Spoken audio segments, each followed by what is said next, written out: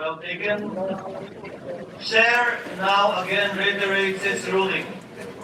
The chair will suspend the session.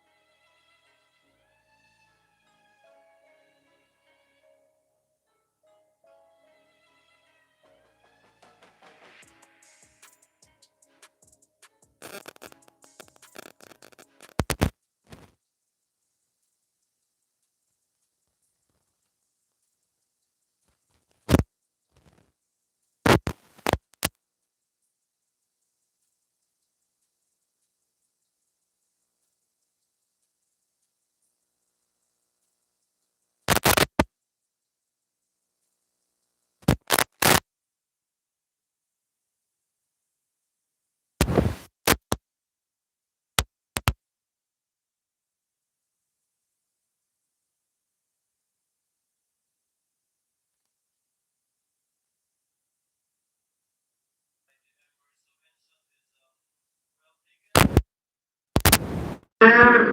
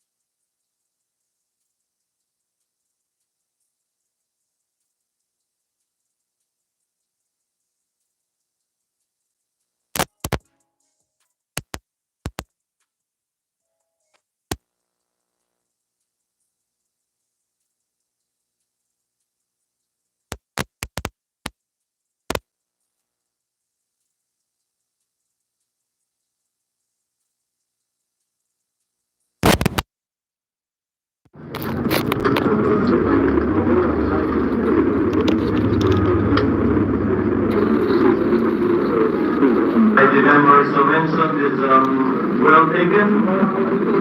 Chair now again reiterates its ruling. The chair will suspend the session until 6 p.m. This evening in order to afford.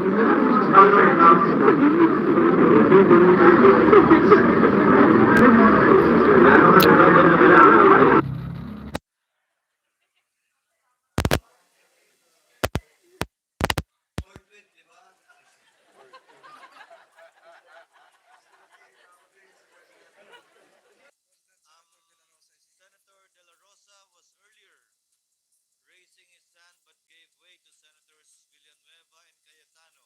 What is the pleasure of the Honorable Dela Rosa, sir?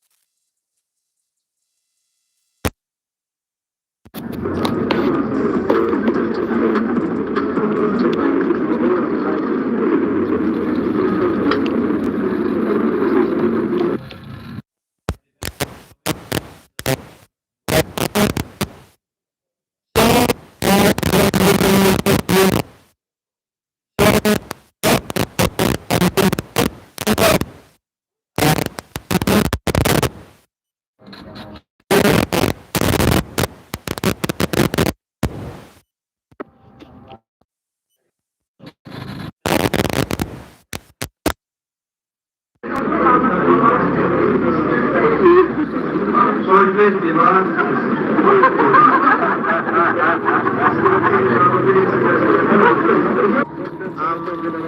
Senator dito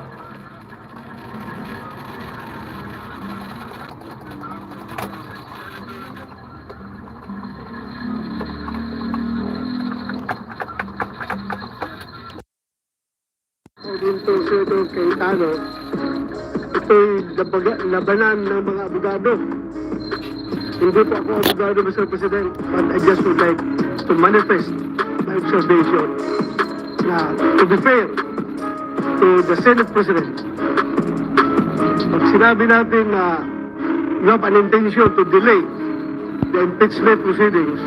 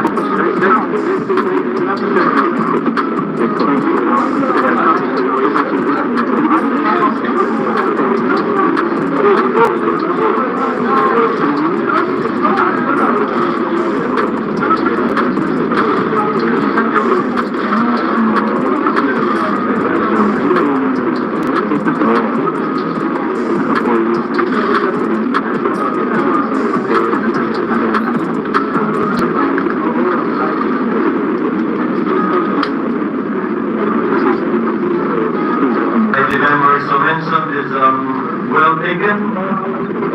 Chair now again reiterates its ruling. The chair will suspend the session until 6 p.m. This evening in order to afford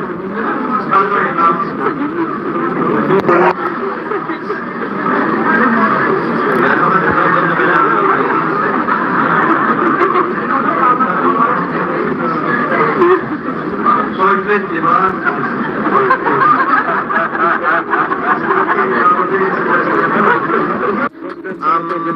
Senator Dela Rosa was earlier raising his hand but gave way to Senators Villanueva and Cayetano. What is the pleasure of the Honorable Dela Rosa, sir? Thank you, Mr. President. Mr. President, according to Senator Cayetano, ito'y labanan ng mga abogado. Hindi po ako abogado, Mr. President, but I just would like to manifest my observation na to be fair to the Senate President. Pag sinabi natin na you have an intention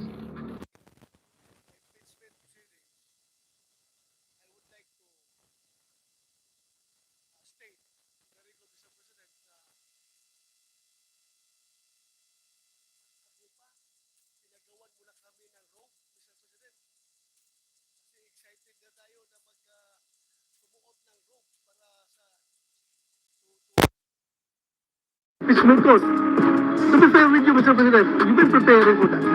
And yung schedule natin na naka-schedule sa Wednesday, which is 11, if we give the ruling today, whether ano ba talaga gusto natin, today or Wednesday, I support you, Mr. President, kung anong gusto natin schedule. Sana pag-usapan natin ngayon. Hindi ako abogado, pero ako ay isang Pilipino na gusto sana na hindi na tayo magkakagulo sa Pilipinas. At yung mga nagyayabang dyan, sabi nila, gusto daw ng taong bayan, ito ay talagang magkakaroon na kagad ng impeachment, taong bayan, ginagamit. I don't know kung sino taong bayan yung sinasabi nila.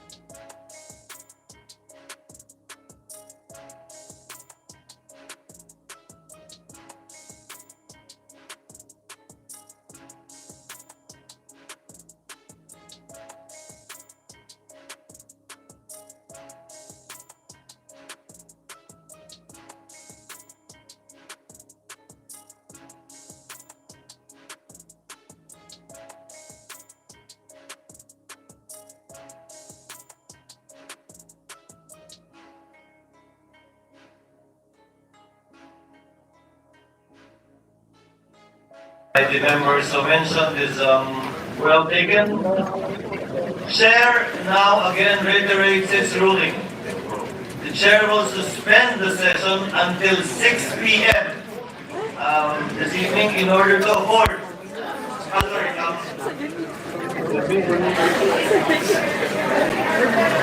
Gano'n katagal ba na kailangan please?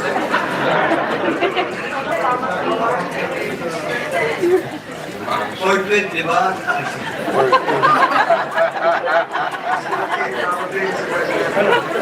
President Senator Dela Rosa is Senator Dela Rosa was earlier raising his hand but gave way to Senators Villanueva and Cayetano.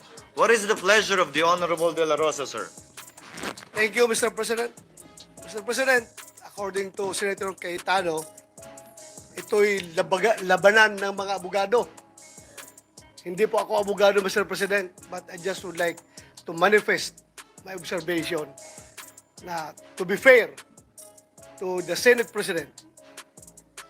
Pag sinabi natin na you have an intention to delay the impeachment proceedings, I would like to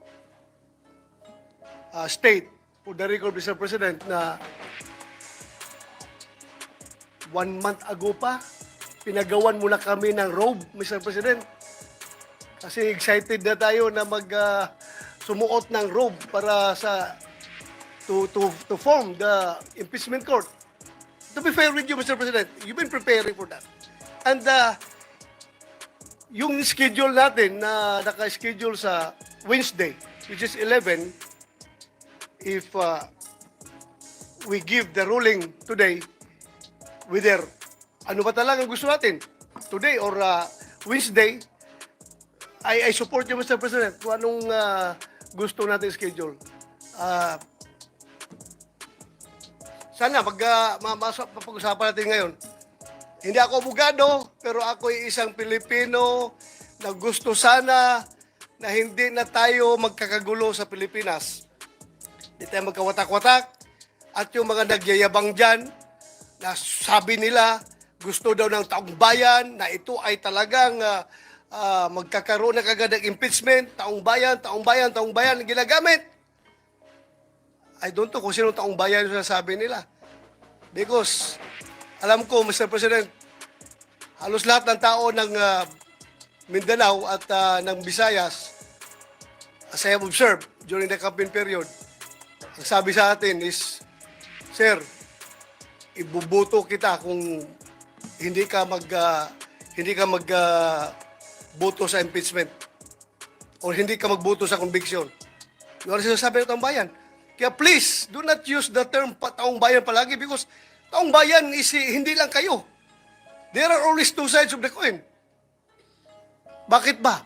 Wala bang value yung mga taong bayan na nagsasabi na ayaw namin ng impeachment? Gusto nila?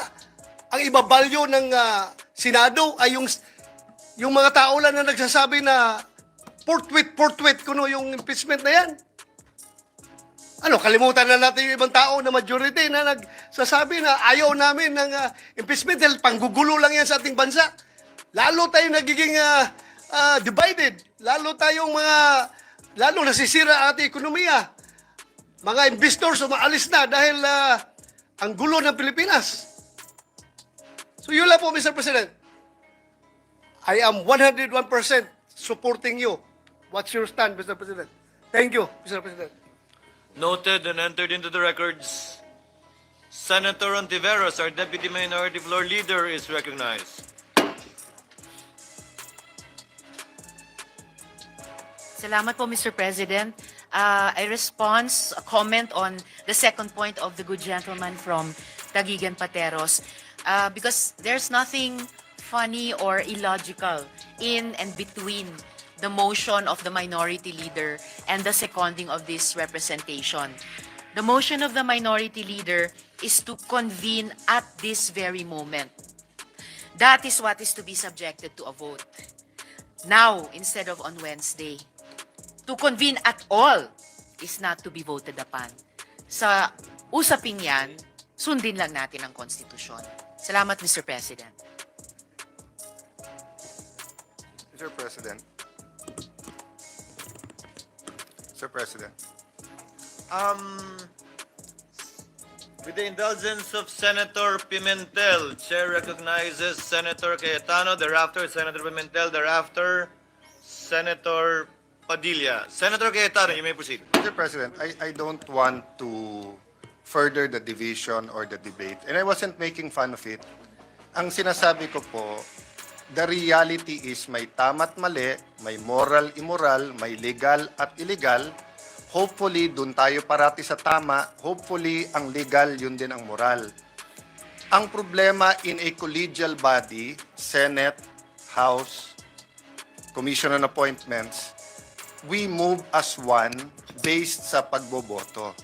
So it's just showing the irony that if the minority leader was moving that we've convened now, and the deputy minority leader was saying, you don't need a vote. But if you can vote whether it's now or Wednesday, then I can also argue, then I can also move na saka na. If you can vote whether today or Wednesday, then you can also vote na next Monday or next Thursday. So that is the paradox we are in today. So whatever decision we make, sana may wisdom. Sana matupad ang konstitusyon, dapat matupad ang konstitusyon, dapat ang kalooban ng ating mga kababayan. But the reality is po, we will be acting as a body and the vote will matter. So yun lang po, and I don't have a debate. I respect what the majority and deputy minority leader has stated. You know, as I said, some of what they say I agree with, but we have to find it in our hearts that even if we disagree, we support the chamber. Senator President. Pimentel, thereafter Senator Padilla. Senator Pimentel, you may proceed. Just to respond to some of the points raised by Senator Joel Villanueva. Yan, mahirap kung nasisingitan, Mr. President. Nalilimutan natin yung topic. Mr. President, siguro i-inform ko lang yung body, no, na yung referral of an impeachment of the articles of impeachment to the Committee on Rules is not found in the rules of the Senate as a legislative body, and it's not found in the rules of the Senate as the impeachment court. So you cite past practice. Okay. But then, It's the reading. I don't think the Senate President will dispute my projection or my anticipation that he intended actually to introduce something new. For this particular impeachment case, he will refer it, the plan of the Senate President is to refer the after the reading, no, the read articles of impeachment directly to the impeachment court. So ibig sabihin nun, talagang pwede tayong mag-introduce ng innovation because the past practice is not supported by the letters of our two sets of rules, Mr. President. So, ang aking point is, we can actually, so the motion, actually, do not fear this motion because this motion will only take up little of our time. Ang gusto ko mangyari, hindi tuloy-tuloy ang ating, if we need to do some preliminary matters before the trial action, ang trial action meaning to say may witness stand, mayroong direct examination, cross-examination, malayo pa yan, after pa yan pag-filing ng mga answer at saka ng reply. Pero ang aking point is, we can convene the impeachment court so that we can now take the Senate President as presiding officer can take his oath. He can administer our oath. The Senate as the impeachment court is convened or has been convened. We can call the case and then preliminarily talk about the trial calendar of the said case. We will know when we call the case, when we ask the clerk of court to call the case or cases, malalaman natin anong case load natin. And I believe isa lang ang ating case load. So we have to now come up with a trial calendar for that case. So that will be the effect of the motion, Mr. President, if it is carried. Na-advance yung Wednesday setting natin to today as far as the oath-taking requisites are concerned.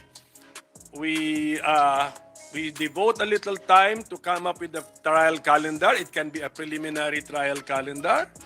And if we are now convened as a court, the other motions I will take up, like now asking the House of Representatives panel of prosecutors to appear before us tomorrow, no longer on Wednesday. Kaya naman gawin. Kung nagawa nga to June 11, hindi rin masama na pwede rin magawang June 11 to June 10. So, and that will be brought up before us acting as a court already, Mr. President. Kasi court matter na yung case matter na po yun. So that's the explanation, Mr. President, para baka akala ninyo back down na tayo. Worried si Senator Alan Cayetano sa kanyang e-gov at saka konektadong Pinoy. Suspended lang po yung legislative business natin for maybe 1 to 2 hours, 1 hour and a half. We can go back to our legislative business, Mr. President. But at least we have convened the court. And then sunod lang tayo sa Constitution kasi we should also believe that the Constitution has its own wisdom. Kasi ratified din ng taong bayan po yan. Baka nalimutan natin. Ratified by the people ang ating Constitution. So, yes, thank you. Before recognizing Senator Villanueva, just for the information of Senator Pimentel, it's not only eGov and Konektadong Pinoy that's ready for ratification.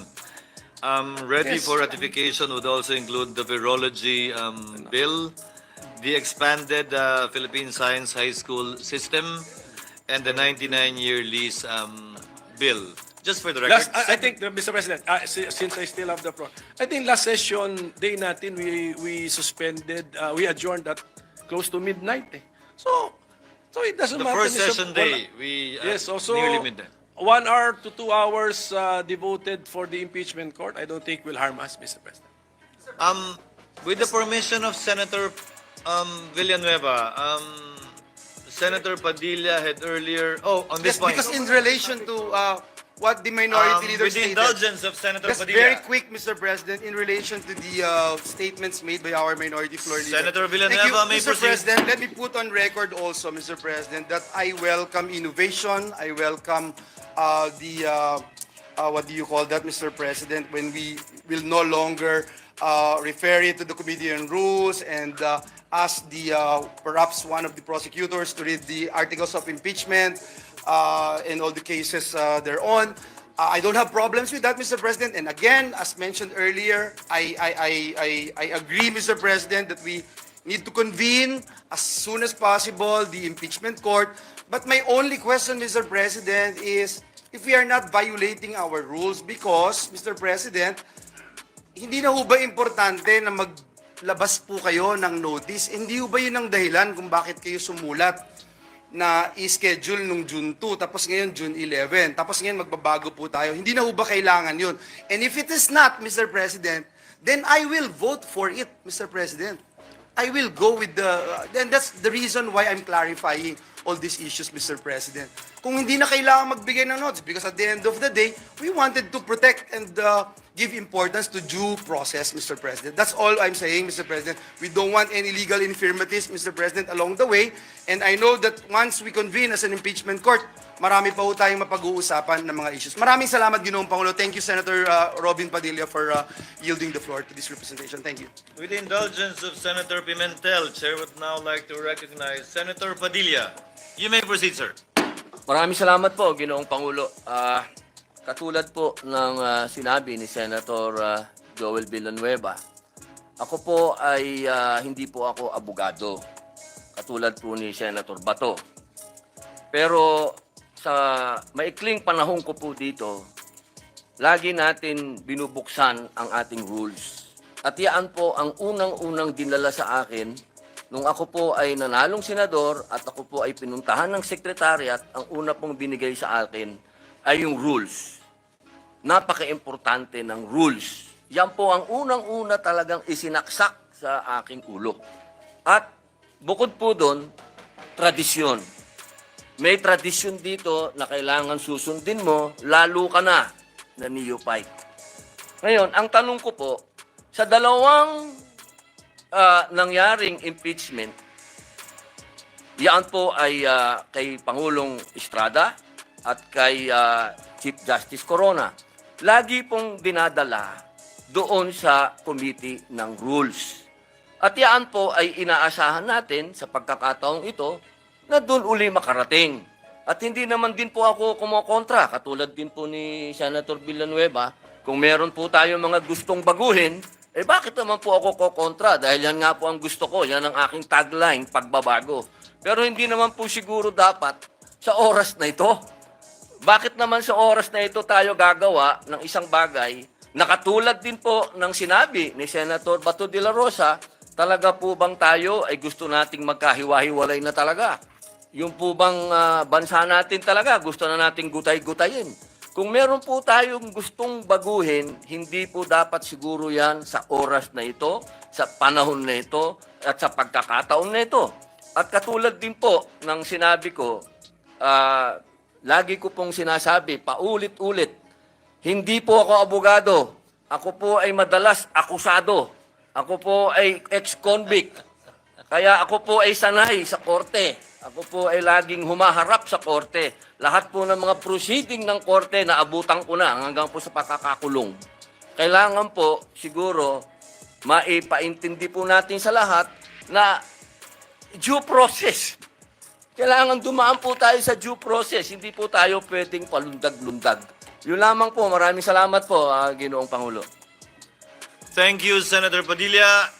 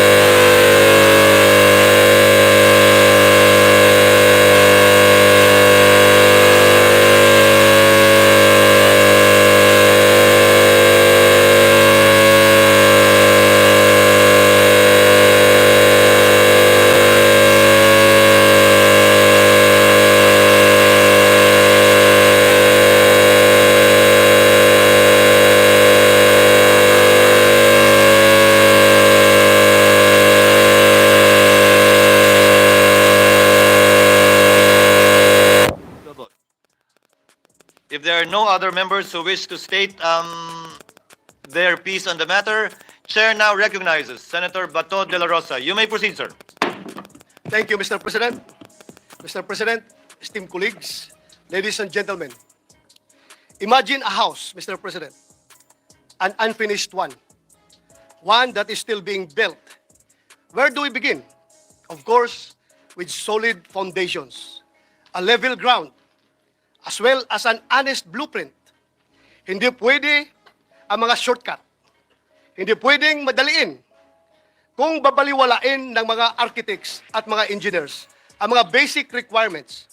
Hindi magiging matibay ang itatayong bahay. Maaari itong magdulot ng panganib, hindi lamang sa mga maninirahan dito, kundi maging sa ibang mga kabahayan sa paligid nito. If any of us happen to discover that the house we were living in was structurally unsound, we would likely scramble to have it retrofitted.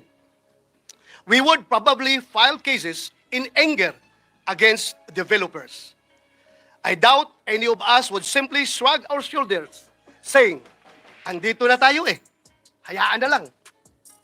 Now, imagine a house of representatives that built and filed the impeachment complaints against Vice President Sarah Du30.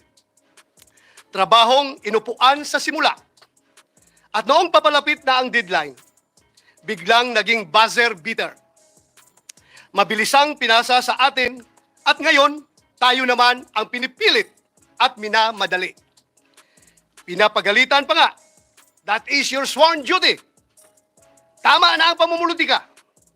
This is undue delay. Sandali. Bakit kaya sa pagkakataon at pangyayaring ito, tila madali lang para sa atin ang sabihin, andito na tayo eh. Andyan na nga eh.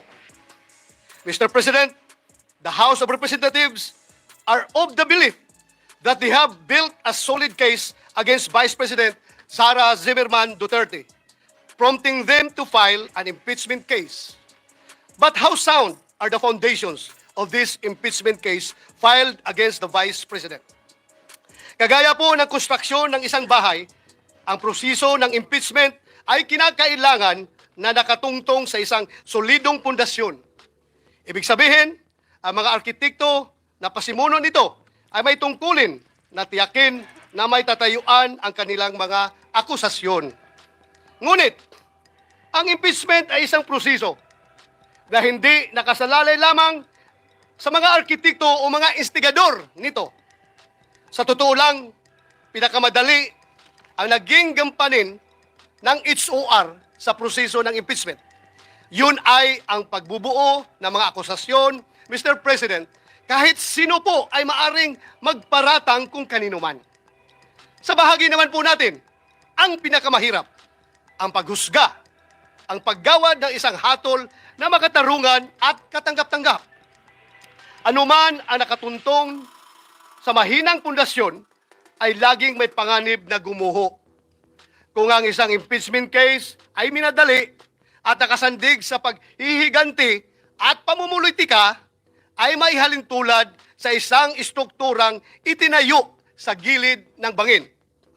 Bagamat tungkulin o obligasyon natin sa Senado na mag-convene bilang impeachment court, responsibilidad din natin na maging mapanuri at critical sa impeachment complaint na ipinasa rito sa ating bulwagan.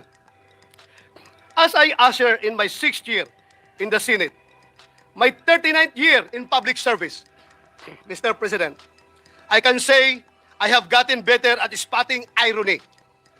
What we refuse to let happen to our houses, we seem to have allowed our House of Representatives to do in broad daylight, right under our noses, and at the expense of our institution's esteemed reputation. With this, Mr. President, my dear colleagues, allow me to express my serious concerns surrounding the constitutionally unsound foundation of the articles of impeachment that the Senate is set to tackle. Article 11, Section 3, Paragraph 2 of the 1987 Philippine Constitution